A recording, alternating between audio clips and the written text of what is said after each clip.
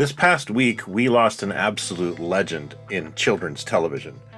Marty Krofft was one half of a duo with his brother Sid that created an entire universe of characters that are still remembered and beloved to this day. Hello, I'm Brian, and this is Toy Ventures, and this is going to be a look and a salute to Marty Krofft.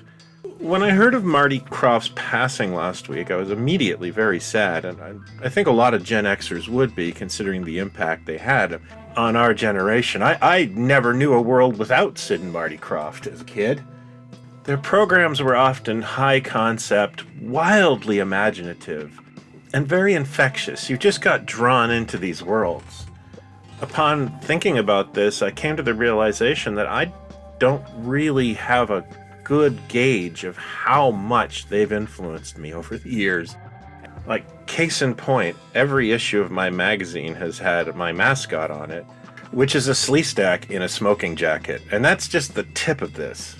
So I thought for this episode it would be fun to talk about not only the shows, but the merchandise that I've collected from them over the years, basically my favorites, and then a few things that I'd actually really like to purchase as well. So let's begin our toy tribute to Marty Krofft. Hang tight.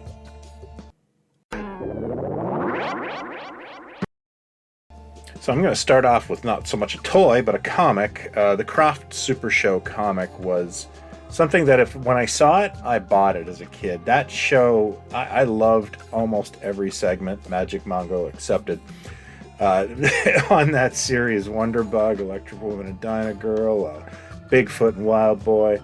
So I had to have this comic, and it was just the only thing I regret is it didn't actually have Electrawoman and Dynagirl. They had already been removed from the Krofft Super Show when it came out.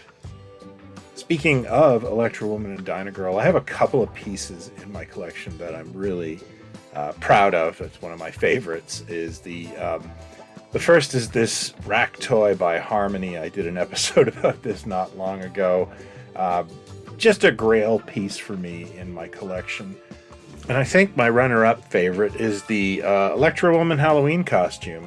I don't own a great deal of Halloween costumes, so they all have to personally mean something to me, and this one definitely does.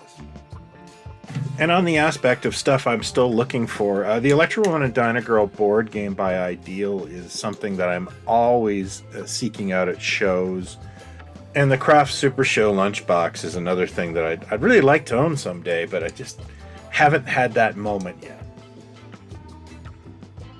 Wonderbug was another one of my favorites on the Krofft Super Show.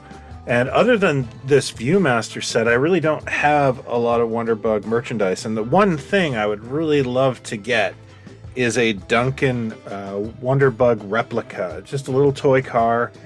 I never ran into this as a kid. If I had, I would have had it as a kid. I really loved the show, and there's also a big life-size replica of Wonderbug, like a ride-em thing. I would have been too old for that, but I would have been envious if a kid had it. Dr. Shrinker was another segment on the Krofft Super Show that I have this real fondness for. The two things I have in my collection are some rack toys by Harmony, this magnifying glass. The other toy is a drawing tool that actually kind of makes perfect sense to the series. Both of these toys are unique for rack toys that usually don't make a lot of sense to their property, but yeah, absolutely both of these things could be used on the series. In terms of wanting things, I've always wanted the Dr. Shrinker Halloween costume. I've never come across it, and I kind of want to find it in the wild, but that show had a huge impression on me. Another show on the Krofft Super Show I really loved was Bigfoot and Wildboy, but there really wasn't a ton of merchandise made for that character, other than the Halloween costume. I'm sensing a pattern here.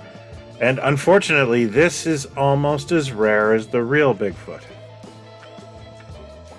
This Ben Cooper Sleestak jiggler is, without fail, my favorite piece of my Krofft collection. It is the number one thing I was after, and I got it. And there's still a few things I'd like to own, but but I am as well very content owning this. It is one of the very few pieces of SLE Stack merchandise that made it out there. There was supposed to be an action figure coming out from LJN, and I'll show you a picture of it here. Sadly, it did not make it to market. Judging by the clothes, this is actually based on series good guy Enoch the Altrusian. Sleestaks scared the living hell out of me as a child. Like, I would just run behind the couch in typical tropey Doctor Who fashion. And of course, like a lot of things that traumatize you as a kid, they become beloved when you get older, especially when you start to realize how cool they are. And yeah, Sleestaks have been an obsession of mine for years. And I consider non-ownership of the Ben Cooper Halloween costume a massive gap in my collection. It's come up a bunch of times on eBay, but it's always a bad time for me, and I'm hoping to track it down one of these days. If you haven't guessed by now, I would put Land of the Lost as my favorite Krofft series of all time. It really blew my mind. And the show did get some amazing merchandise, especially in the form of rack toys. Laramie, who was one of the real leaders in that field at the time, just took it and ran with it. And, you know, they were not big on it making sense. So you got like moon spinner guns and signal ray guns, you know, label slap toys. But my personal favorite would have to be the Safari Shooter, which is basically what you call a bagatelle. But whoever worked at Laramie, the art department was fantastic, and they did a good job. And that's a beautiful piece of artwork from the series, and I adore it. Another piece from the Land of the Lost collection that I love are the Viewmasters. I had these as a kid, I treasured them, and I was always happy to track them down again. One of these days, I would like to track down the Land of the Lost board game. I played it as a kid, and I was, you know, SLE Stack obsessed by this point. So I'd absolutely love to reunite with this one. Although I would say that if I ever ran into the Laramie set of prehistoric creatures for Land of the Lost, I think that's an immediate buy. I mean, there has never been a more logical rack toy for Land of the Lost than a bag of dinosaurs. There is so much more ground to cover with Krofft. I have a very small collection, mainly because I try to buy this stuff at shows and flea markets.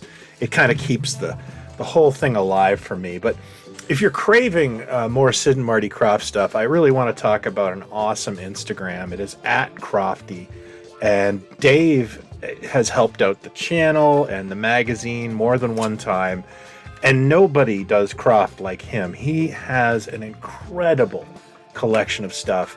I love looking at this stuff, and I'm really glad he shares it because, you know, I have no ambition to start an HR Pufnstuff collection, but the toys are gorgeous. So that is my toy tribute to Marty Krofft, a man I'm sad I never got to meet and thank for all the ways that his programming not only entertained me, but kind of charged and fueled my own imagination. Watching these shows and taking in the color and the imagination and you know, how much influence they had, especially in the 70s. You know, the McDonaldland characters, they created the New Zoo review puppets. I didn't even know that. I learned that from Krofty. I am very grateful that I grew up in the era when the Kroffts ruled the airwaves. That's all the time I have for Toy Ventures this week. Thanks, everybody, for watching, especially to the end. That really helps out the channel. Let's keep this conversation going. Why don't you tell me what your favorite Krofft show or Krofft merchandise is? You can let me know in the comments below or in our Pod Stallions Facebook group, where I'd like to talk Krofft right now. Thanks, everybody, and if you're new to this, please consider hitting like and subscribe. We do this every week. Until next time, be well and talk toys and other people. Cheers.